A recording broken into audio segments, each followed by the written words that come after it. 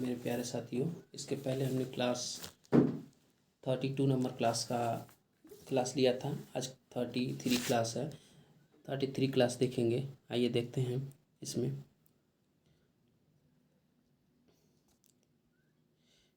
तो देखिए, इसके पहले हमने ये 58 से लेके और 69 तक पढ़ा था। और आगे हम लोग पढ़ेंगे 70 से स्टार्ट करेंगे। क्लास नंबर 70 से, क्वेश्चन नंबर 70 से स्टार्ट करेंगे। क्लास नंबर है आपका, क्लास जो है वो क्लास हमारा 33 क्लास चल रहा है। कौन सा क्लास जो है, ये वीडियो नंबर 33 है। क्या है?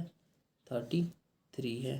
ठीक है, तो उम्मीद करते हैं आप लोगों को ये भी क्लास समझ में आएगी। चलिए देर न करते हुए देखिए, 70 नंबर प्रश्न कह रहा है किस संख्या में 5 का स्थानीय मान सबसे अधिक है। तो इसके पहले भी हम बताए थे कि स्थानीय मान कैसे निकालना है। जब भी पूछ रहा है पॉइंट के इधर का पूछ रहा है, देखिए पॉइंट के दाहिने ओर का, तो पॉइंट के दाहिने ओर का है तो इधर का सब कट कर दीजिए, अपने मन में कट कर लीजिए। इधर का सब कट कर दीजिए। ठीक है, सब का सब कट कर दीजिए सब। देखिए यहाँ पे बच रहा क्या हो रहा है, यहाँ पे इधर से देखिए, यानी दिया है 159, ऐसे समझिए। इसका जो होगा क्या होगा, 50 होगा। और फिर दिया हुआ है 105, दिया है 105, इसका आप निकालेंगे तो 5 आएगा। फिर दिया हुआ तीसरा नंबर 511 दिया है, 511 दिया है, तो इसका निकालेंगे आप तो 500 होगा स्थानीय मान। और फिर क्या दिया है, 058 दिया है, 058, इसका निकालेंगे तो 50 आएगा। आप खुद बता सकते हैं कि इनमें से कौन सा ज़्यादा बड़ा है, ये बड़ा है या ये बड़ा है या ये बड़ा है या ये बड़ा है, तो आप बता सकते हैं। तो आप देखिए ये बड़ा 500 बड़ा है, तो देखिए 500 यानी 511 किस में है, 511 इसमें है, तो ये वाला क्या होगा हमारा सही होगा, ये वाला क्या होगा हमारा सही होगा। ठीक, उम्मीद करते हैं कि आपको समझ में आ रहा होगा। आइए देर न करते हुए नेक्स्ट प्रश्न चला जाए। देखिए, दो संख्याओं का महत्तम समापवर्तक दिया हुआ है 35 और उनका लसव भी दिया हुआ 525 दिया हुआ है। और एक संख्या भी दिया हुआ है, एक संख्या 175 दिया हुआ है। क्या है? 175 दिया हुआ एक संख्या। तो पूछ रहा है दूसरी संख्या क्या होगा। तो देखिए फार्मूला लिखवाए थे हमने, पहले लिख लेते हैं। फार्मूला हम लिखवाए थे, उसको देख लेते हैं।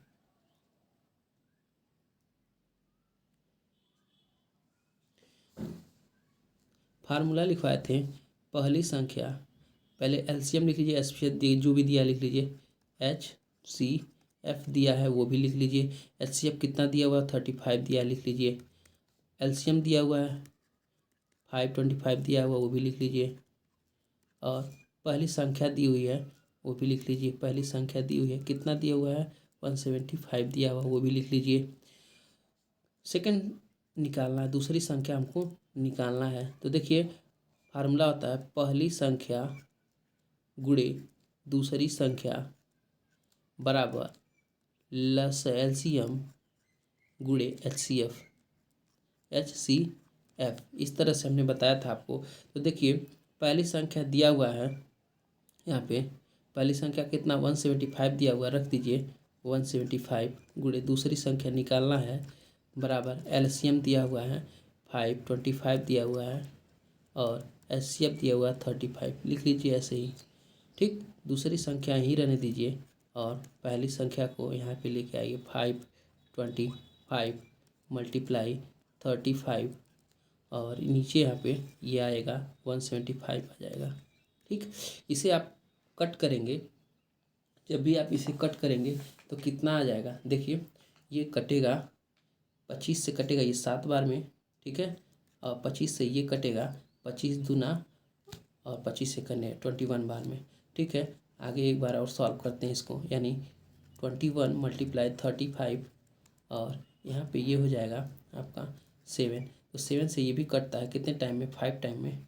कट कर लीजिए और 21 मल्टीप्लाई 5 का जब आप लोग मल्टीप्लाई करें तो 5 पंजा 5 और 5 टू जा 10। देखिए 105 कहीं दिया है, 105 इसका आंसर आएगा। ठीक है, उम्मीद करते हैं कि आप लोग को समझ में आ रहा होगा। ठीक है, आइए नेक्स्ट प्रश्न को देखा जाए। दूसरे प्रश्न को, दूसरा प्रश्न है 72, यानी 72 को हम लोग देखेंगे। कौन सा प्रश्न? 72 नंबर का प्रश्न देखेंगे। 72 में लिखा हुआ है a minus b, a minus bracket में b माइनस 2a। देखिए इसको कैसे सॉल्व करेंगे। a माइनस ब्रैकेट में b minus 2a, b minus 2a।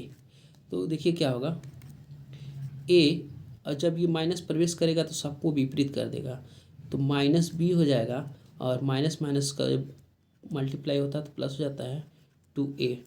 अब देखिए a भी यहाँ प्लस में है, यहाँ भी प्लस में है 2a, तो a और 2a 3a माइनस बी, ये हमारा आंसर हो जाएगा। ये माइनस बी है, ठीक है। देखिए कहीं दिया है, जहाँ भी दिया है वही आंसर होगा, ठीक। ये आंसर हो गया। उम्मीद करते हैं कि आपको समझ में आया होगा ये भी क्वेश्चन। आइए 73 नंबर का क्वेश्चन देखा जाए। तो 73 नंबर क्वेश्चन को देखिए, करा 4 का 3% कितना होगा।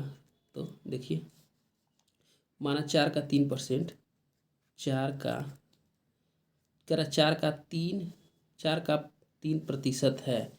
4 का 3% कितना है, इसे देखा जाए तो 4 का माना x% 3 है। कितना? x% 3 है। तो देखिए इसको 3 ही मानिएगा, 3 ही है। तो 4 गुणे x बटे 100%, मतलब बटे 100 होता है, बराबर 3। देखिए 4 से ये कट जाएगा कितने बार में? 25 बार में। तो ये हो जाएगा x बटे 25 बराबर 3। और यहाँ पे हम निकालेंगे x बराबर 3 मल्टीप्लाई 25 हो जाएगा। इधर से जब ये जाएगा इसमें गुणा होगा, फिर x बराबर कितना है? 25 × 75 होगा। तो इस तरह का ये आप 75% निकाल लेंगे, ठीक है। आंसर ये आपका आ गया। देखिए 75% दिया है, कहीं 75% यहाँ दिया हुआ है, आप टिक कर सकते हैं, ठीक है। उम्मीद करते हैं कि ये भी प्रश्न आपको समझ में आया होगा। आइए दूसरे प्रश्न पर चलते हैं। आज का प्रश्न ये है, अब 75 नंबर देखेंगे, 74 नंबर देखेंगे। ये वाला प्रश्न 74, आयत का प्रत्येक कोण कितना होता है। तो आप लोग भी जानते हैं आयत का प्रत्येक कोण कितना होता है, कल भी बताए थे हमने। आयत का प्रत्येक कोण हमारा कितना होता है? 90 डिग्री का होता है। यहाँ भी क्या होगा? 90 डिग्री का होगा, ठीक। सब जगह क्या होगा? 90 डिग्री का होगा। आपको भी पता है, रूल भी बताए थे, आयत का प्रत्येक कोण 90 डिग्री का, ठीक है। तो यहाँ 90 डिग्री मतलब समकोण लिख सकते हैं, या 90 डिग्री लिख सकते हैं। तो देखिए ये वाला क्या दिया है? 90 डिग्री दिया है, तो आप इसको यहाँ पे टिक कर सकते हैं 90 डिग्री, ठीक। उम्मीद करते हैं आपको समझ में आ रहा होगा। आइए चलते हैं 75 नंबर पर। कह रहा है 75 नंबर प्रश्न कह रहा है कि 24 80 का कितना प्रतिशत है, ठीक है। 80 का कितना परसेंट है, यानी 24 जो है 80 का कितना परसेंट है। तो मानेंगे, माना 80 का x% है, x% है 24, ठीक। तो देखिए 80 गुणे x बटे 100 कर देंगे, बराबर 24 लिख देंगे। देखिए यहाँ से 8 से ये 1 0 से 0 कट गया, और यहाँ से कट करेंगे तो ये जाएगा इधर, 8 3 24 हो जाएगा 3 बार में, 3 बार में। तो अभी लिख सकते हैं आप x बटे 10 बराबर 3, यानी x बराबर 30। ये गुणा हो जाएगा जाके, तो 10 × 30 हो जाएगा, और 30% यहाँ पे इसका आंसर आप लगा सकते हैं। क्या? 30% आप लोग इसका आंसर लगा सकते हैं। देखिए यहाँ पे 30% दिया हुआ है, ठीक। ये आंसर आप टिक कर सकते हैं। आइए दूसरे प्रश्न पर चलते हैं। दूसरे प्रश्न को देखा जाए। दूसरा प्रश्न हमारा है कि 76 है। क्या है? 76 कह रहा है 8a माइनस 3b और 3a प्लस 3b का मान क्या होगा। देखिए 8a minus 3b plus 3a plus 3b, 3a plus 3b। कुछ नहीं करना, बीच में प्लस लगा इसलिए सब जोड़ देंगे।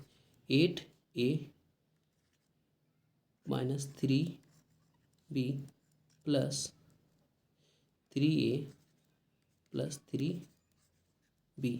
तो देखिए ये माइनस 3b और प्लस 3b क्या होगा? घट जाएगा, और बचेगा का 8a और 3a 11a, ठीक है। ये हमारा आंसर हो गया। क्या हो गया? ये आंसर हो गया। देखिए दिया है 11A, यहाँ पे दिया हुआ 11A। ठीक, इसको हम टिक कर देंगे। आइए 77 प्रश्न को देखा जाए, 77 नंबर को प्रश्न को देखा जाए। देखिए 77 प्रश्न संख्या 77 यानी कह रहा है कि 13 की अनुवर्ती प्राकृतिक संख्या क्या ज्ञात कीजिए। अनुवर्ती, अनु मीन्स अनुवर्ती, सक्सीजर नंबर, आपको पता है अनुवर्ती। अनुवर्ती जिसका भी पूछे उसमें 13 का पूछ रहा है तो 13 में +1 कर देंगे तो क्या हो जाएगा, यानी 14 हो जाएगा। यानी इसी को हम सक्सीजर कहते हैं, सक्सीजर। ठीक है, सक्सीजर नंबर भी कहते हैं। ठीक है, तो सक्सीजर नंबर हम इसी को कहते हैं। ठीक है, उम्मीद करते हैं कि ये भी समझ में आया होगा आपको। और आते हैं अब क्वेश्चन नंबर 78 पर आते हैं। क्वेश्चन नंबर 78 को देखा जाए। क्वेश्चन नंबर 78 पर चलेंगे और यहाँ पे लिखा हुआ है कि देखिए ये फार्मूला है। ठीक है, ये फार्मूला आपका याद होना चाहिए कि ये फार्मूला हमने ऊपर एक बार बताया था, a+b और दूसरे क्वेश्चन में a-b, बीच में गुणा होना चाहिए। इसका फार्मूला होता है क्वेश्चन में a² - b²। यही आपका उत्तर होता है। देखिए यहाँ पे लिखा हुआ कहीं a² - b², तो यही क्या होगा, होगा। ठीक है, ये फार्मूला है, याद रखना है आपको। ठीक, आइए दूसरे प्रश्न यानी प्रश्न संख्या, अब हम चलते हैं 79 पर।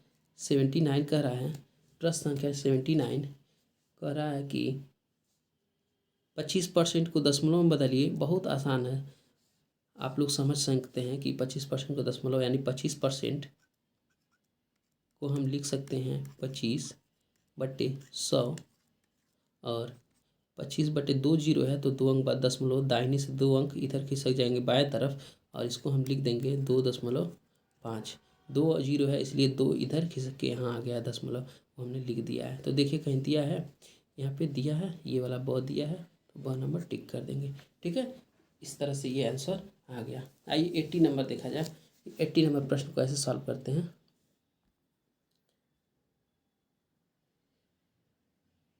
80 नंबर प्रश्न है, 80 नंबर कह रहा है समांतर चतुर्भुज की सम्मुख भुजाएं क्या होती हैं। समांतर चतुर्भुज की सम्मुख भुजाएं आप भी जानते हैं कि समांतर चतुर्भुज की सम्मुख भुजाएं समांतर ऐसे ही होंगी। देखिए ऐसे बनाते हैं हम इसको, समांतर चतुर्भुज और सम्मुख भुजाएं समांतर होती हैं। क्या होती हैं, सम्मुख भुजाएं समांतर होती हैं। समांतर चतुर्भुज, आप एक रेक्टेंगल को भी, आयत को भी क्या कर सकते हैं, समांतर चतुर्भुज कह सकते हैं। देखिए ये इसके बराबर होगी तो समांतर तथा समान होंगे। ठीक है, ये आप टिक कर सकते हैं। फिर देखिए इसी तरह से 81 क्वेश्चन नंबर है, कह रहा है जब दो कोण का योग 90 होता है तो क्या होता है। तो दो कोणों का जब 90 होगा तो इस तरह को हम कोटि पूरक कह सकते हैं। अभी बताए हैं दो कोणों का योग क्या होता है, दो कोणों का योग, उस कोण को कोटि पूरक कहेंगे। ठीक, दो कोणों का योग को कोटि पूरक कहेंगे। जैसे जो 90 डिग्री आए, जैसे मान लीजिए 60 और +30 को करेंगे तो 90 आएगा और ये कोटि पूरक हो जाएगा। ठीक है, ये क्या हो जाएगा, कोटि पूरक हो जाएगा। ठीक, उम्मीद करते हैं कि आपको समझ में आ रहा होगा। आइए नेक्स्ट प्रश्न पे चलते हैं। वे कोण जिनसे शीर्ष तथा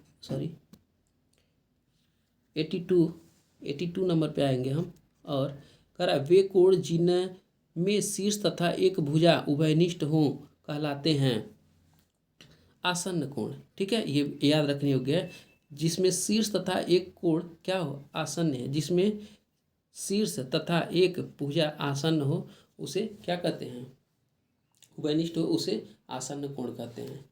नेक्स्ट 83, 180 के कोण को कहते हैं, 180 कोण देखिए ऐसे ही बनता है ना, 180 कोण इसी पे, तो इसको हम क्या कहते हैं, ऋजु कोण कहते हैं, ऋजु कोण। ठीक है, ऋजु कोण, ऋजु कोण होता है। ठीक, उम्मीद करते हैं कि आपको ये भी समझ में आया होगा।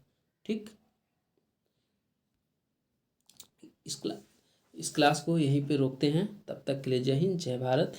लाइक सब्सक्राइब नहीं किए हैं क्लास को तो लाइक सब्सक्राइब करते रहिए।